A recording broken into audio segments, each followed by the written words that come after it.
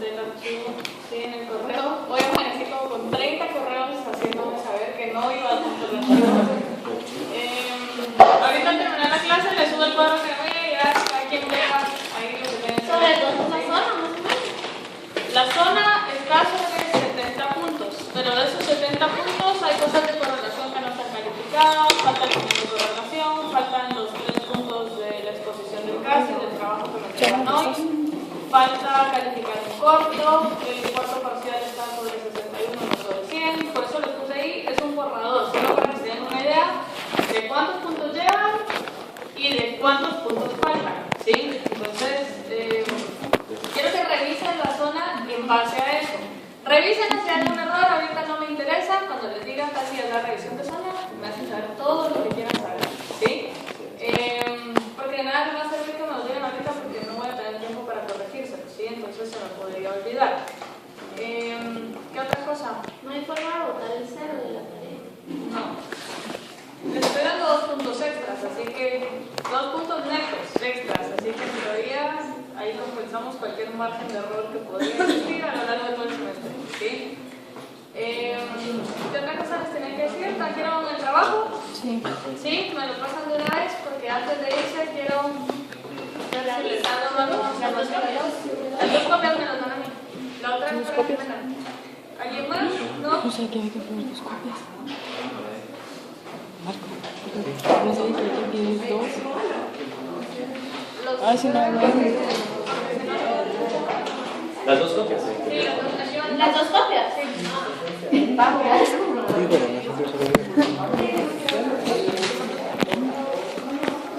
Así como acá yo creo que los otros como los Pues que ir a sacar fotocopia. Preguntarle si pueden sacar fotocopia. Al final. Preguntar. En las clases estuvimos viendo la regulación de la síntesis y degradación del glucógeno. Para que vayamos Se acaban claros y los vayamos valores, a ver si entendiendo, se necesito puede que me digan quiénes son las 2 principales enzimas en el metabolismo del glucógeno. ¿Quiénes son las que están reguladas? Entonces, como que ya no hay nada abierto. Como que se llama La presenta glucógeno, pero una es sintasa, es la fosfolilasa y la otra era la sintasa, ¿sí? La fosfolilasa degradada con fosforólisis, que eran fosforilaciones no a nivel de sustrato, sino con fosforilo orgánico, ¿sí? ¿Se recuerdan de eso? ¿Qué producía la glucógeno fosforilasa? Agarraba el glucógeno y ¿qué le hacía? ¿Qué produce? Glucosa monofosfato. ¿De cuál puede ser convertida a qué? Glucosa 6-fosfato. ¿Por acción de quién? Fosfolipasa. Y esta glucosa 6-fosfato, si estábamos en músculo, entraba a qué ruta metabólica? Glucólisis. Si estábamos en hígado, ¿a qué ruta entraba? Gluconogénesis, ¿sí? Se convertía en glucosa libre. Entonces, la regulación, habíamos visto, todo esto ya lo vimos, ¿sí? La regulación habíamos dicho que básicamente se daba por acción del glucagón. El glucagón es una hormona que solo puede actuar en qué tejidos? En hígado y solo, ¿sí? No actúa a nivel muscular. Decíamos que cuando lo comparábamos con la parte de glucólisis, el glucagón lo que hacía era aumentar el segundo mensajero. ¿Quién era el segundo mensajero? El AMP cíclico. El AMP cíclico era un efector alostérico positivo de qué quinasa? De la PKA. ¿Qué significan las letras PKA? Proteína quinasa A o proteína quinasa dependiente de AMP cíclico, ¿sí? Entonces, esta es de AMP cíclico. Se activaba la proteína quinasa y por ser una quinasa, ¿quién iba a fosforilar? En glucólisis.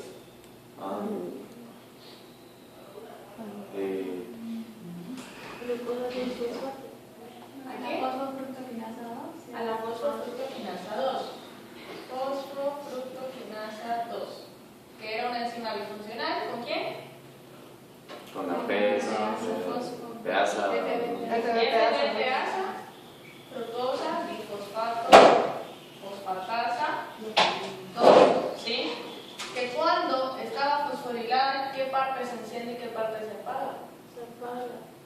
Fosforoquinasa se apaga. Se apaga y se enciende la FBPasa.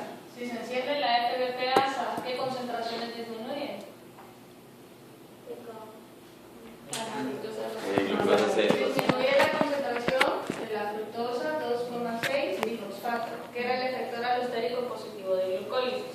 Al no tener efector alostérico positivo la glucólisis se inhibía. Era un efector alostérico negativo ¿de quién? ¿De qué enzima? Fosforoquinasa. No. Efector alostérico negativo ¿de quién? Es positivo de la fosfofructoquinasa 1. ¿Sí? Es un efector alostérico positivo de. Quiere decir que en bajas concentraciones esta enzima se para. ¿Sí? Es un efector alostérico negativo de qué enzima. O sea, si este está presente, ¿qué enzima se apaga? ¿Qué enzima?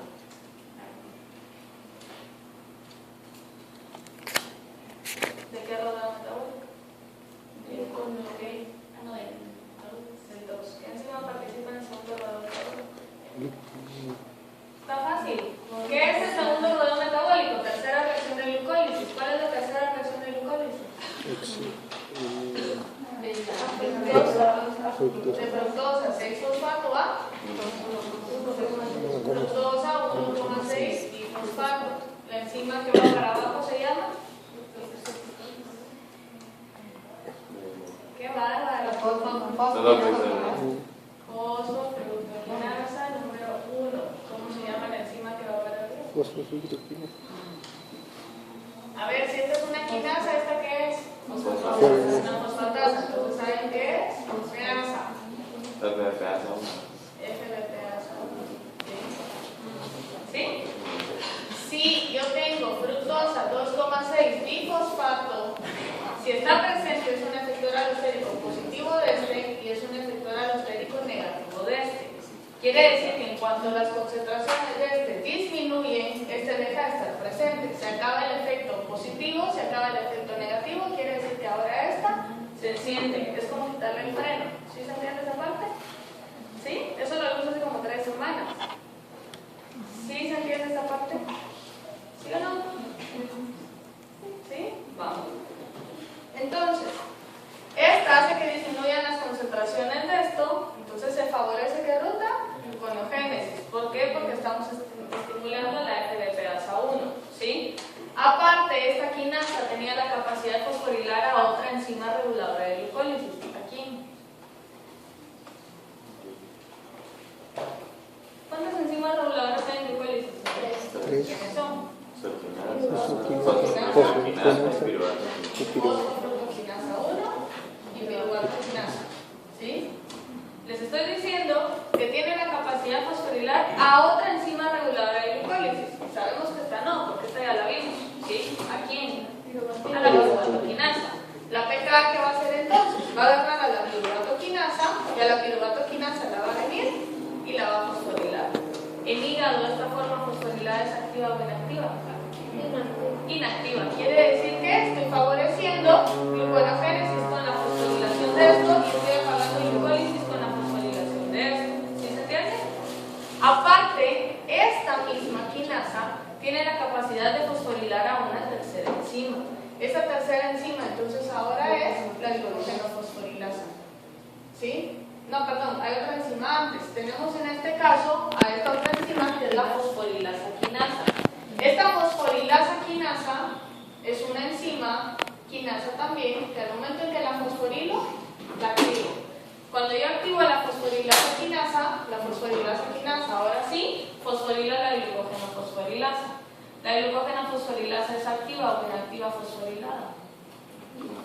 Es activa, ¿sí? Pero lo que quiero que vean es que le encuentran la lógica. El glucagón se encuentra o se aumenta en plasma cuando las concentraciones de glucosa son altas o bajas. Cuando son bajas, quiere decir que se va a aumentar cuando estamos en condiciones de ayuno, ¿sí? Condiciones de ayuno ya me dijeron bajas concentraciones de glucosa. ¿Qué quiere hacer el hígado con estas bajas concentraciones? Compensarlas, ¿sí? ¿Cómo las va a compensar? Con el estímulo de glucagón. Entonces páncreas secreta glucagón, glucagón llega a nivel de hígado. ¿Qué está haciendo hígado? Parando glucólisis. ¿Por qué? Porque el hígado va a dejar de producir energía a partir de glucosa porque ahora va a liberar glucosa. ¿Sí se entiende? Quiere decir que voy a favorecer las rutas metabólicas que liberen glucosa. ¿Qué rutas metabólicas liberan glucosa? Gluconogénesis y glucogenólisis. Quiere decir que yo tengo que estimular esta síntesis. ¿Cómo lo hago? Fosforilando la FDPasa2. Tengo que estimular esta degradación. ¿Cómo lo hago? Estimulando la glucógeno fosforilasa. ¿Sí se entiende? ¿Sí le ven la lógica acá? ¿Sí? Entonces, ¿qué va a hacer la glucógeno fosforilasa? Aumentar concentraciones de glucosa 6-fosfato para que al final salgan concentraciones de glucosa y puedan venir a compensar esta concentración baja. ¿Sí? ¿Qué quiero que vean también? Que el glucagón, ¿qué está haciendo? Estimulando a la quinasa, fosforilando, fosforilando, fosforilando, estimulando a quinasas y fosforilando. Quiere decir que en general nosotros podríamos decir que el glucagón tiene una tendencia muy alta a fosforilar. ¿Sí? Entonces podemos decir a grandes rasgos, glucagón lo que va a hacer es fosforilar a todas las enzimas. La diferencia es que hay enzimas que son apagadas, fosforiladas, y hay enzimas que son encendidas, fosforiladas. ¿Sí lo ven? Quiere decir que con un mismo mensaje, ¿sí?, con una misma señal, estamos llevando diferentes mensajes a diferentes rutas metabólicas. ¿Qué estamos haciendo? Coordinando el metabolismo porque estamos apagando rutas que no nos sirven y encendiendo todas las rutas que van a tener un mismo objetivo en este caso. ¿Sí se entiende? ¿Sí lo ven? Me preocupa que no me contesten porque esta es la parte tal vez en la que ya tendrían que empezar a integrar todo el metabolismo de carbohidratos. Hoy es la última clase, sí, ya se los había dicho. ¿Sí se entiende? Quiere decir que si hasta el día de hoy no se entiende, ya no van a tener chance para preguntar otro día. ¿Estamos bien acá? ¿Sí o no? ¿Sí? Entonces este es el resumen. Viene el glucagón y lo que hace es aumentar concentraciones de AMP. AMP estimula PKA, PKA estimula la fosforilasa quinasa y la fosforilasa quinasa estimula la glucógeno fosforilasa para que ésta convierta el glucógeno a glucosa 6-fosfato. La glucosa 6-fosfato por la fosfoglucomutasa convierte la glucosa 1 a glucosa 6-fosfato y esto aumenta concentraciones de glucosa para que lleguen a torrentes sanguíneos. ¿Qué quiero que vean en esta cascada? La amplificación de señal que se está dando. Quiere decir que en cada paso la señal va a ir por más. En este caso quiero que vean, estamos empezando con una sola enzima, una sola hormona. Una sola hormona que se pega al receptor. Cuando se pega una sola hormona está calculado más o menos que aumentan 20 moléculas de AMP cíclico por hormona pegado al receptor. Estos 20 AMP cíclicos van a activar a 10 por 20 por 1 moléculas de pKa. Este número de pKa va a aumentar 20 por 10 por 100 fosforilasas quinasas, que van a aumentar a 20 por 10 por 100 por 1000 moléculas de glucógeno fosforilasa, que van a aumentar a 1000 por 100 por 10 por 20 moléculas de glucosa 1-fosfato. ¿Sí? Entonces, si se dan cuenta al final, estamos diciendo que una sola hormona, vean la cantidad de moléculas de glucosa que están sacando al torrente sanguíneo. Están sacando 10.000 por 10.000 por 1000 por 100 por 10 por 20, que al final, si hacen la multiplicación, es un número muy grande. Quiere decir que una sola hormona puede llegar a producir una alta concentración de glucosa en sangre. Una sola. Nosotros no producimos una hormona, sino producimos cierta concentración de hormona en determinado tiempo. Y esta es la razón por la cual las acciones hormonales deben de ser degradadas muy rápido. Porque si ese estímulo queda a nivel hepático todo el tiempo, al final vamos a degradar toda la azúcar que llegamos a tener. O a liberarla pues para otros tejidos. ¿Estamos bien acá? La glucosa y una fosforilasa es la que retira una glucosa de glucógeno. Retira una y la saca en forma de glucosa 1-fosfato. Sí. Y después fosfoglucomutasa otra vez. Fosfoglucomutasa para glucosa 6-fosfato. Y luego en el retículo endoplasmático se quita el tercer rodeo metabólico, se quita el fosfato, se libera glucosa después a torrente sanguíneo. ¿Cómo es el tercer rodeo metabólico? Lo que pasa en el retículo endoplasmático es el tercer rodeo metabólico, esa desfosforilación. ¿Sí? Por eso decimos que la glucosa 6-fosfato va a entrar en gluconogénesis, pero va a entrar el tercer rodeo metabólico de gluconogénesis. ¿Sí? Va. Entonces, dice, cuando el músculo vuelve al reposo, o sea, cuando ya no necesitamos glucosa para seguir consumiendo o las condiciones de ayuno ya fueron compensadas, actúa un segundo enzima que es la fosforilasa A-fosfatasa. o fosfoproteína fosfatasa 1. Por eso ven la abreviación como PP1. Les puse ahí el nombre de la PP1 porque en los esquemas aparece como PP1. Pero el nombre más fácil de aprender es la fosforilasa A-fosfatasa. ¿Por qué? Porque la otra era fosforilasa quinasa, ¿sí? Si la otra era fosforilasa quinasa, la acción contraria la va a ser la fosforilasa fosfatasa. ¿Sí se entiende? Quiero que vean dónde está la fosforilasa quinasa. Es esta que está acá, ¿sí? La fosforilasa quinasa era la que fosforilaba la glucógeno fosforilasa. Quiere decir que si yo tengo una glucógeno ahora fosfatasa, ¿qué va a hacer? Fosforilasa. Perdón, una fosforilasa fosfatasa, lo que va a hacer es venir y desfosforilar esto, ¿sí? Si era encendida, fosforilada, desfosforilada como es ahora, apagada, se apaga, ¿sí? Entonces dice, elimina el grupo fosforilo de la fosforilasa, convirtiéndole en una forma menos activa. La enzima hepática posee un sitio alosténico para la glucosa, expone los residuos de serina fosforilados a la acción de la fosfatasa. ¿Cómo así? Pensemos en qué es lo que está haciendo la fosforilasa en condiciones normales. Si está encendida, está liberando más concentración de glucosa. ¿Sí lo ven? Dice ahora, en altas concentraciones de glucosa, esta enzima va a cambiar de conformación. Quiere decir que la glucosa va a hacer una retroalimentación acá. Al momento en que la glucosa se le une, esa unión de glucosa genera un cambio de conformación, que lo que hace es exponer los sitios fosfatos. Quiere decir que es como decirle a la fosfatasa, vénganme a quitar esto, ¿sí? ¿Y qué está haciendo esta glucosa en exceso? Hace que la fosfatasa pueda liberar ese glucofosfato, ¿sí? Si la fosfatasa libera el glucofosfato, la glucógeno fosforilasa se apaga. ¿Y por qué la glucosa? Porque la glucógeno fosforilasa está trabajando para poder compensar niveles de glucosa. Pero, una duda, ¿lo libera o la fosforilasa fosfatasa se lo quita? La fosforilasa fosfatasa se lo quita, pero la glucosa hace que cambie de conformación para que sea más fácil para la fosfatasa poderlo quitar, ¿sí? Entonces, si se fijan, la fosfatasa lo que hace es el efecto contrario nada más de la desfosforilación. Vamos con la glucógeno sintasa. Ahora, la glucógeno sintasa va a estar activada por otra hormona. ¿Por quién? A ver, si el glucagón estimula la fosforilasa, ¿quién estimula la sintasa?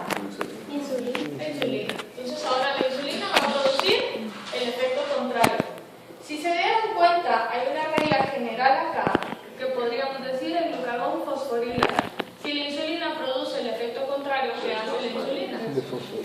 Va a desfosforilar, ¿sí? La insulina va a desfosforilar. Entonces dice, posee una forma activa sin fosforilar y una forma inactiva fosforilada. ¿Qué quiere decir esto? Que si el glucagón fosforila, al momento en que yo fosforile la glucógeno sintasa, esta se va a apagar, ¿sí? Si la insulina desfosforila, quiere decir que la insulina al final es quien estimula las fosfatasas, va a desfosforilar esta de acá y ahora esta se va a encender. ¿Sí se entiende? Entonces, si se fijan, glucógeno fosforilasa es activa fosforilada y esta fosforilada es inactiva. Desfosforilada esta es activa y desfosforilada esta es inactiva. Quiere decir que con una misma señal nosotros estamos regulando rutas contrapuestas. O sea, fosforilando, apago esta y enciendo esta. Desfosforilando, enciendo esta y apago esta. ¿Sí? Entonces, apago esta y enciendo esta. ¿Sí? Gracias. Entonces acá está. Esta ruta realmente es mucho más compleja de lo que la vamos a ver ahorita, pero se los digo para que más adelante cuando la veamos no se sorprendan. Si se recuerdan, les dije, la insulina actuaba por mecanismos tirosina-quinasa, ¿sí? Estos mecanismos tirosina-quinasa abarcan una serie de cascadas que al final van a terminar estimulando una fosfatasa. Eso es lo que quiero que sepan ahorita. Entonces, ¿qué pasa? ¿Qué tenemos acá? Glucógeno sintasa inactiva, glucógeno sintasa activa, ¿sí? Es activa en su forma desfosforilada. Al momento en que la fosforilo se inactiva. ¿Quién la fosforila? Una quinasa. El nombre de la quinasa, glucógeno sintasa quinasa 3. ¿Por qué 3? Porque no va a colocar un fosfato, sino va a colocar 3 fosfatos. El mecanismo de adición de estos fosfatos es bien complejo. A grandes rasgos me interesa que sepan que tiene 3 fosfatos y se acabó, ¿sí? Y que por eso se llama una quinasa 3, porque son 3 fósforos los que colocan. ¿Sí se entiende? Se los digo para que se les quede el nombre de la quinasa. Entonces, ¿qué va a hacer la quinasa en condiciones normales? Si yo activo la quinasa, ¿Qué pasa con el glucógeno sin tasa? Inactivo. Se apaga, ¿sí? Pero eso es cuando no hay insulina. Eso es cuando no hay insulina. Entonces, ¿qué hace la insulina? La insulina apaga la quinasa. Si yo apago la quinasa, dejo de inactivar. Quiero decir que sigo activando. ¿Sí se entiende? Al mismo tiempo que está pasando acá. Si se fijan, glucagón y epinefrina, ¿quién están frenando? A la fosfatasa. ¿Sí? Quiere decir que el glucagón y epinefrina van a generar el efecto opuesto a la insulina. ¿Qué están haciendo? Están tratando de mantener la fosforilación. Si se fijan, aquí es como hablar de la doble negación. Estoy inhibiendo el inhibidor. Entonces, ¿qué hago? Estimulo la ruta, ¿sí?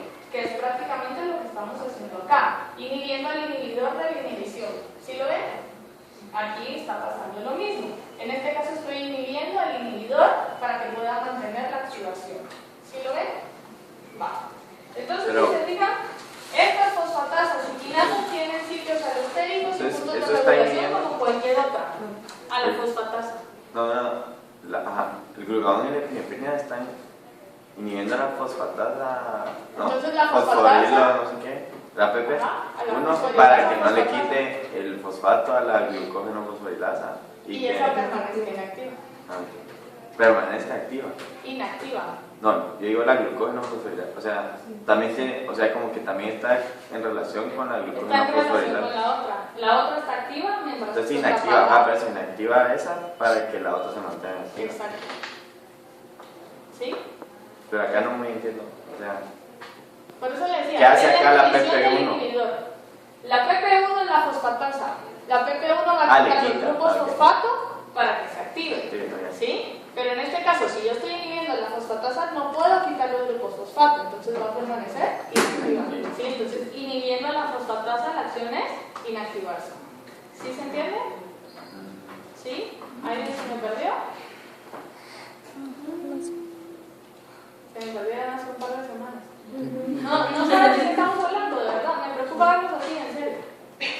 Estamos bien, leyendo lo van a entender. Tal vez, ojalá. Bueno. Entonces acá está, la insulina desfosforila. La diferencia es que desfosforilada desactiva la glucógeno sintasa y desfosforilada la fosforilasa no sirve. ¿Sí? El glucagón o la adrenalina fosforila.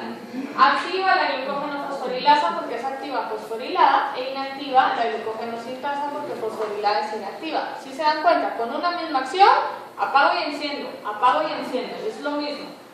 ¿Qué quiero que vean acá? Glucagón y adrenalina, que es lo mismo que epinefrina, eso creo que ya lo saben, ¿sí?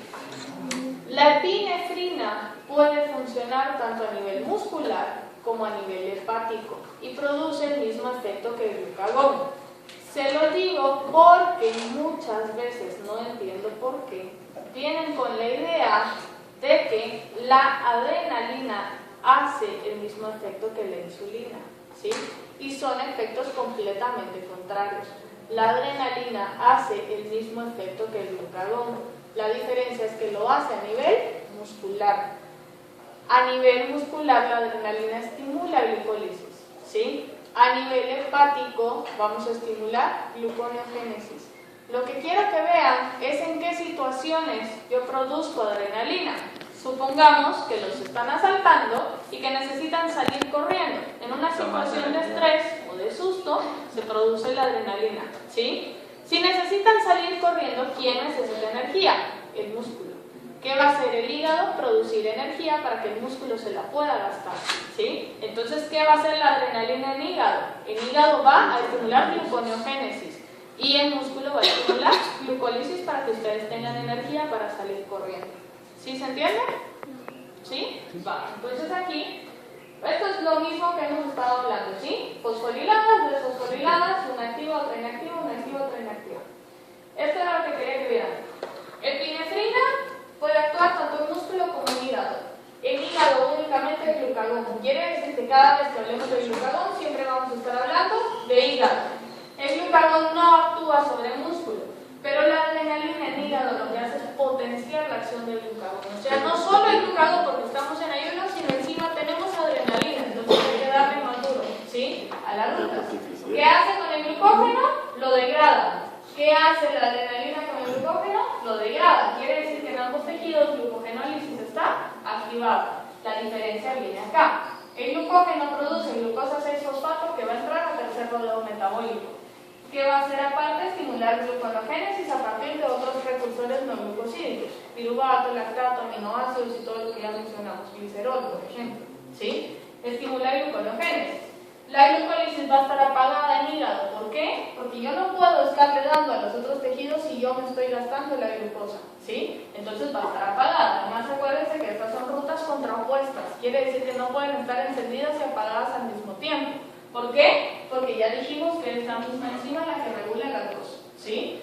Luego que pasa el músculo, el glucógeno se degrada a glucosa 6-fosfato, pero ustedes saben que el tercer rodeo metabólico solo puede ser llevado en hígado. Quiere decir que en este caso la glucosa 6-fosfato va a entrar directa a glucólisis. Quiere decir que yo no puedo producir gluconeogénesis a partir de precursores no glucosídicos porque la glucólisis va a estar estimulada. Entonces prácticamente la diferencia es esta de acá. ¿Sí?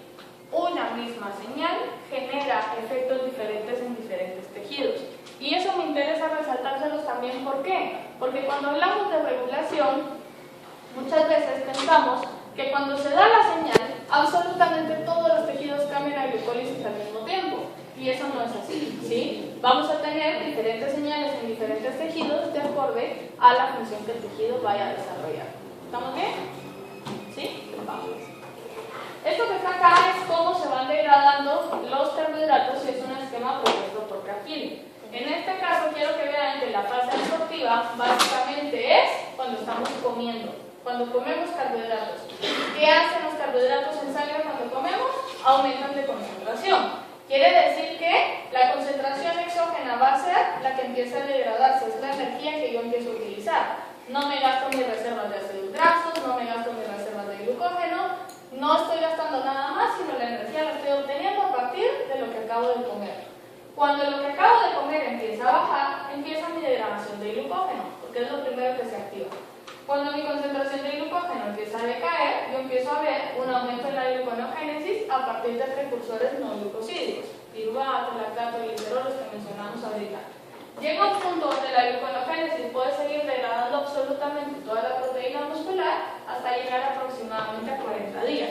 Obviamente esto es un estimado porque se ha demostrado que ninguna persona puede sobrevivir por más de una semana sin tomar agua, ¿sí? Entonces en este caso estamos asumiendo que toda la proteína muscular puede degradar completamente de glucosa, ¿sí? Entonces si se fijan, al final más o menos lo que quiero que vayan viendo es cómo o en qué momento las reservas de glucógeno empiezan a ser degradadas y que el hígado prácticamente, acuérdense que el estado de ayuno empieza 2 horas después de haber comido más o menos. Quiere decir que a partir de esas 2 horas hasta que vuelvan a comer, el hígado está trabajando en gluconeogénesis para mantener el 70-100 miligramos por decilitro en concentración. ¿Sí? Gluconeogénesis es crear glucosa y no sería glucogenólisis. No, porque es la glucosa. Por eso le está destruyendo, el hígado está destruyendo glucosa. Ajá, pero acuérdense que las concentraciones de glucógeno son concentraciones finitas. Quiere decir que cuando empieza a degradar o a terminar Pero lo primero es glucogenólisis y luego glucosa. Primero, pues póngale un asterisco por ahí, porque la glucogenólisis indirectamente va a terminar con gluconeogénesis en este paso, tercer rodeo metabólico. Pero ya es glucosa, o sea, eso tendría que hacer Desfosforilar. Claro. Pero cuando hablamos de gluconeogénesis, hablamos desde piruvato, desde algo más que no sea glucógeno. Ajá, mi duda también es si glucosa 6-fosfato, de glucosa 6-fosfato, glucosa es considerado gluconeogénesis. Eso es gluconeogénesis, porque es tercer rodeo metabólico. ¿Sí? Entonces es como que uno incluye a la otra. La glucogenólisis incluye a la gluconeogénesis, pero la gluconeogénesis no necesariamente a la glucogenólisis. ¿Sí? Vamos. Bueno, vamos con la última clase. Entonces, esta última clase es bien chiquita, tiene 11 diapositivas. Sí, estoy saturado.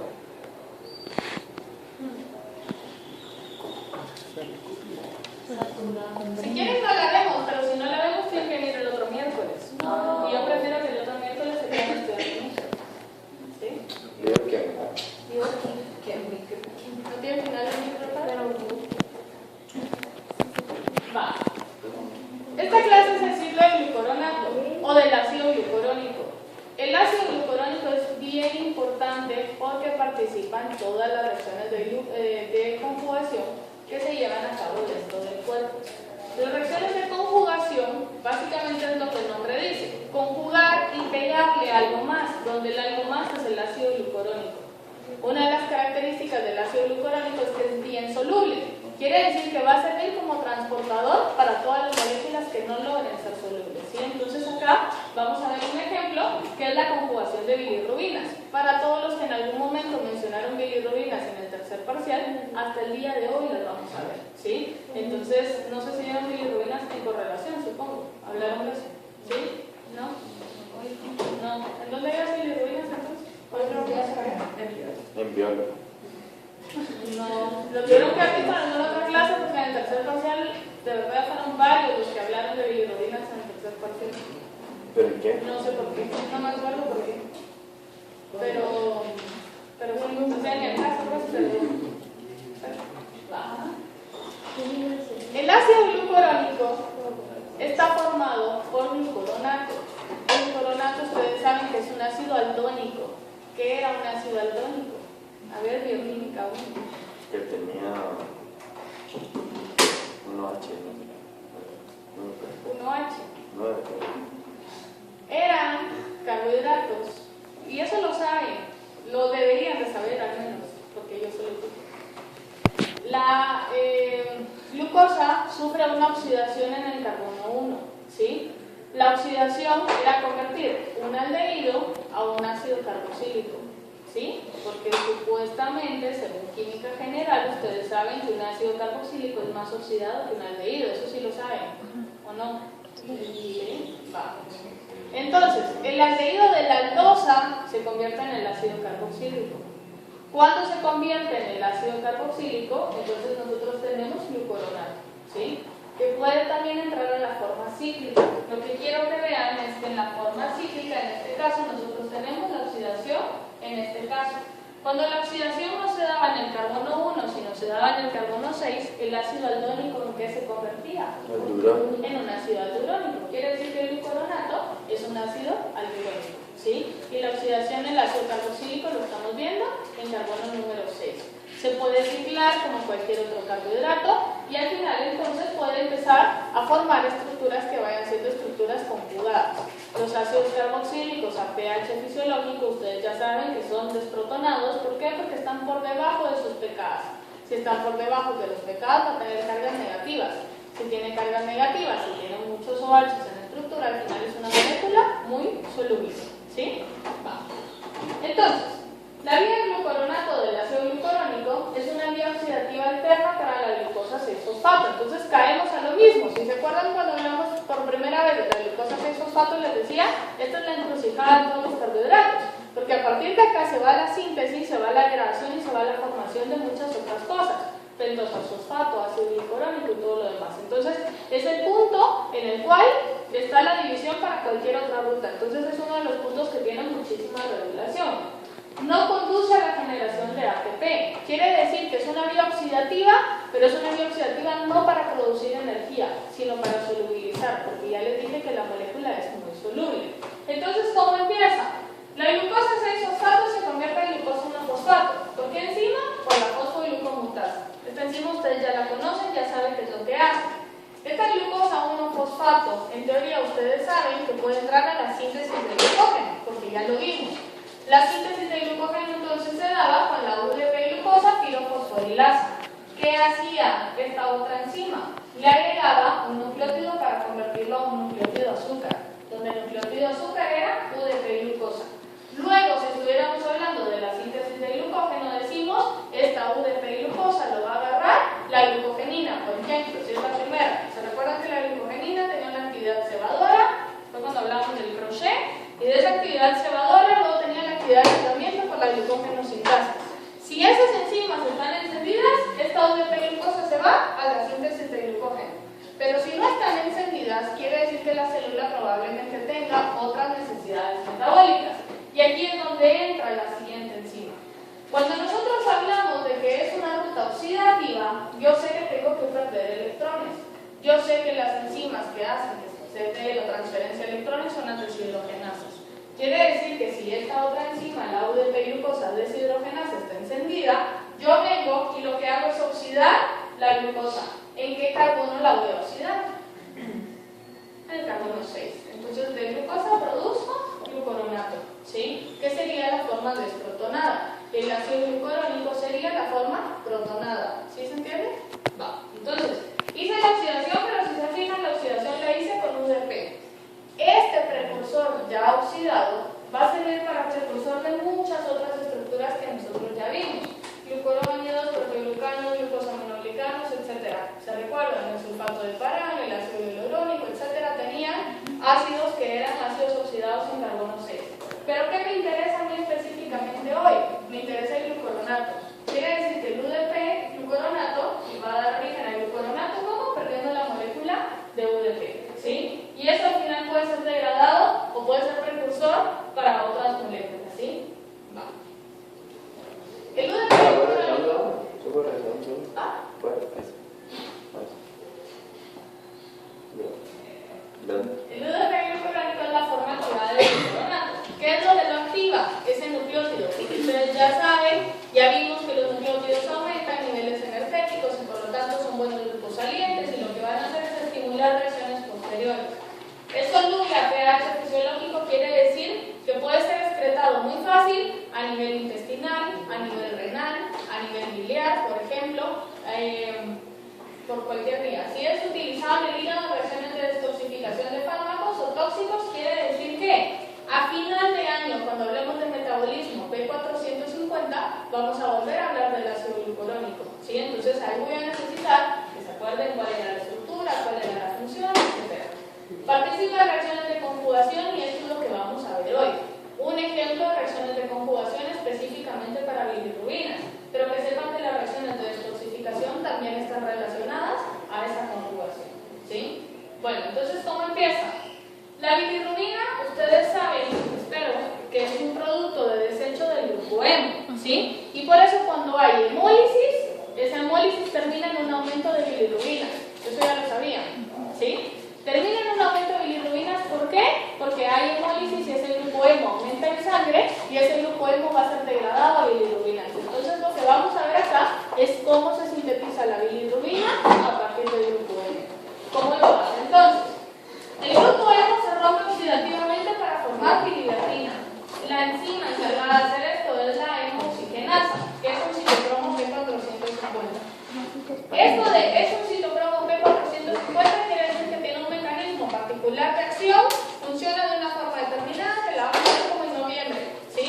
Entonces, la hemoxigenasa agarra el grupo hemo y lo convierte en bilirrubina. Luego la bilirrubina, que es soluble, se reduce a bilirrubina, que es insoluble, por la bilirrubina reductasa, porque es una reducción, ¿sí? La bilirrubina entonces ahora es convertida a bilirrubina. Lo importante acá es que la bilirrubina es soluble, pero la bilirrubina es insoluble. Si la bilirrubina es insoluble, no puede ser transportada, o puede ser transportada, por ejemplo, por algunos ácidos grasos, pero ¿qué va a pasar? Al momento en que yo la quiera excretar, no voy a poder, porque no es soluble. Quiere decir que no va a poder ser filtrada, no va a poder atravesar membranas, etc. En este caso, que quiero que vean que el cambio en la solubilidad es importante para poderlo excretar.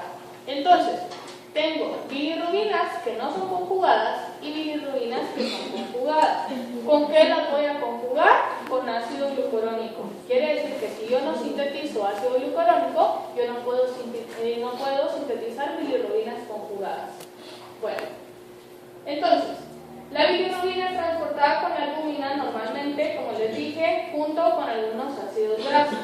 En el hígado sus ácidos carboxílicos se esterifican con ácido glucurónico para formar entonces la bilirrubina conjugada. La enzima encargada de hacer la conjugación es la UDP-glucoriltransferasa. ¿Por qué? Porque le va a transferir un UDP-glucuronato a la bilirrubina. ¿Sí se entiende esa parte? ¿Sí? Solo es como un copy-paste. ¿Sí? Va. Hay algunas bacterias entonces que pueden formar estercobilinógeno, que es el urobilinógeno fecal, al oxidarse la estercobilina. En este caso quiero que vean que estas bacterias al final lo que van a hacer es empezar a producir coloraciones que son las encargadas de darle el color a las heces, ¿sí?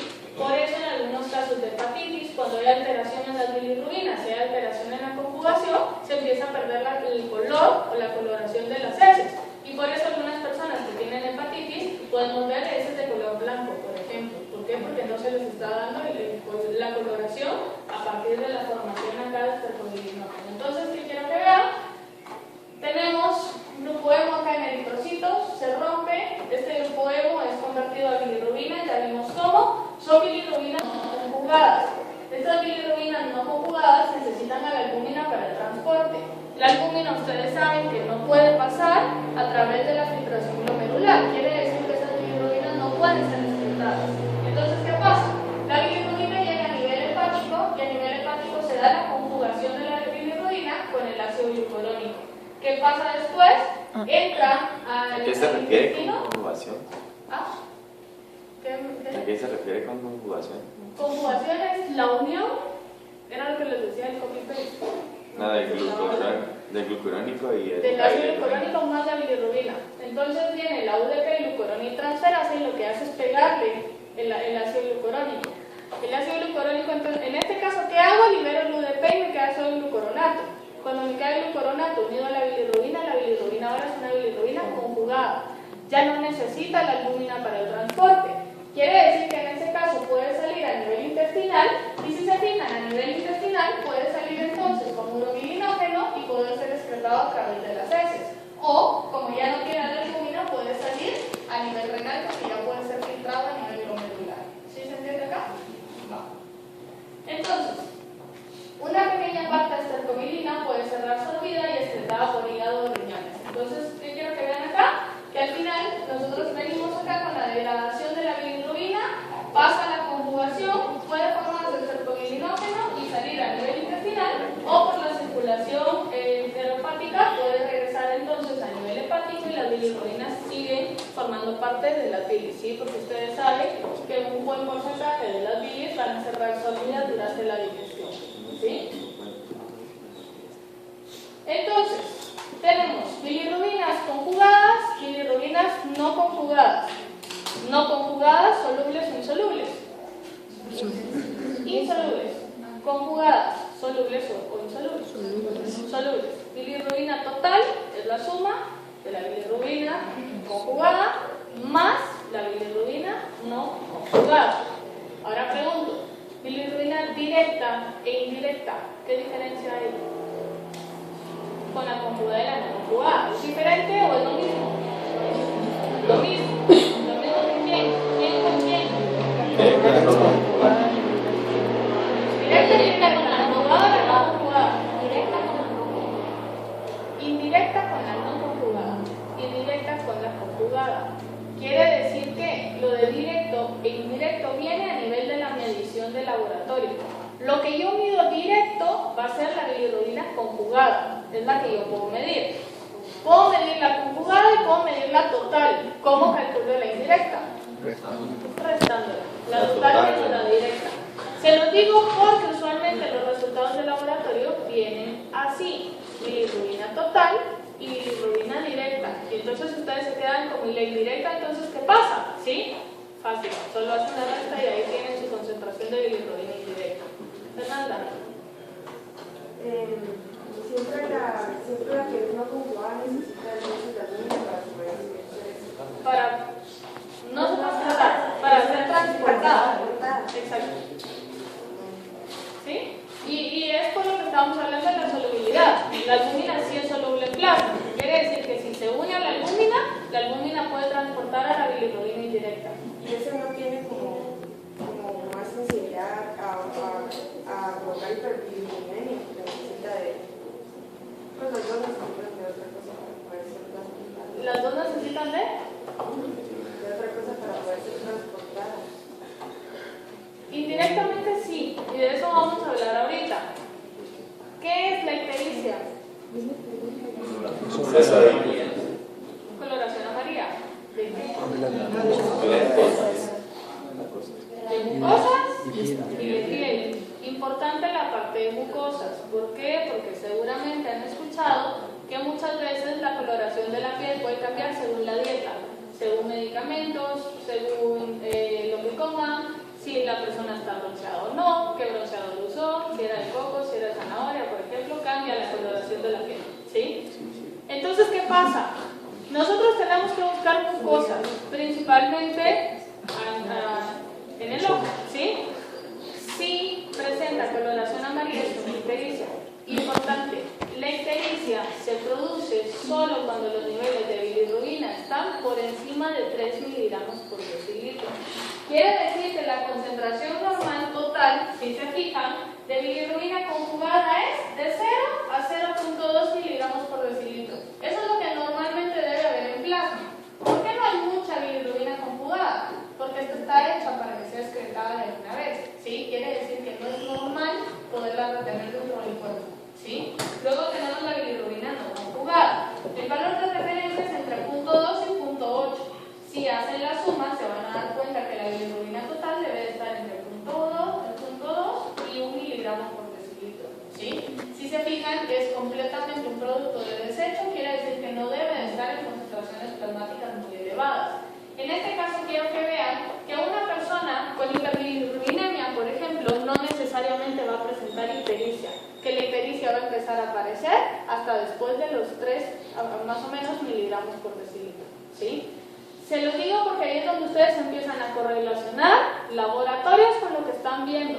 Si le llega un paciente así y tiene 1 miligramo por decilitro de bilirrubina, algo está mal, ¿sí? ¿Por qué? Porque ustedes esperarían que tenga una concentración mucho más elevada. Ahora pregunto, ¿qué bilirrubina es la encargada de darle esa coloración amarilla a la piel? ¿La indirecta o la directa? La indirecta, ¿sí? Aumentos en la bilirrubina directa no producen ictericia. Y es básicamente por la conjugación, porque al momento en que se da la conjugación se pierde el sistema de helios, que ya no tiene la capacidad de poder reflejar un color. Acuérdense que lo que le da el color rojo a la sangre es prácticamente el grupo hemo. Cuando nosotros modificamos el grupo hemo, la coloración que produce ahora es amarilla, y por eso es que las bilirrubinas son amarillas. Entonces dice, es la coloración amarillenta de la piel esclerótica debido a hiperbilirrubinemia que exceden entre 2 y 3 miligramos por decilitro. Por abajo no lo encontramos. En infantes la hiperbilirrubinemia excede de 15 a 20 y estos valores pueden llegar a desarrollar kernípteros, ¿sí? ¿Qué es kernípteros? En correlación. ¿Qué es? Eso ya lo vieron, en correlación. Hoy vamos a ¿Qué es kernípteros? nuestra presencia. A ver, incluso había uno de los casos que creo que tenía algo de eso. ¿No? Vamos a ver. Los dejo en tarea. ¿Sí? No hay correlación. Todavía tienen correlación. Sí, hoy. Ah, eso va a ver hoy. Ajá. Pensé que hoy en la clase. Bueno, aquí ustedes vamos a ver. Entonces ahí lo van a ver, ¿sí? El kerníptero se produce en infantes únicamente cuando hay concentraciones elevadas de bilirrubina. Quiero que vean acá que en infantes es normal encontrar hasta 15 miligramos por decilitro. Infantes, entiéndase, bebés, y por eso la recomendación de mi bebé está amarillo, sáquenlo a solear un ratito. ¿Por qué? Porque la bilirrubina indirecta es fotolábil, quiere decir que la luz degrada la bilirrubina. Si la degrada, quiere decir que al final la coloración amarilla se va.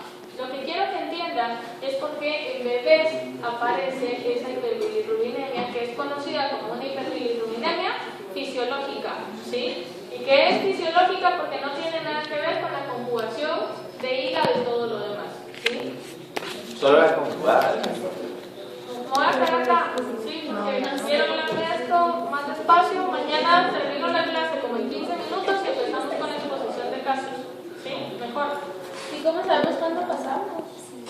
En teoría todo el mundo viene preparado mañana para exponer. Todos. No, yo voy a decir qué pasa mañana, ¿sí? ¿Cuál es el equilibrio?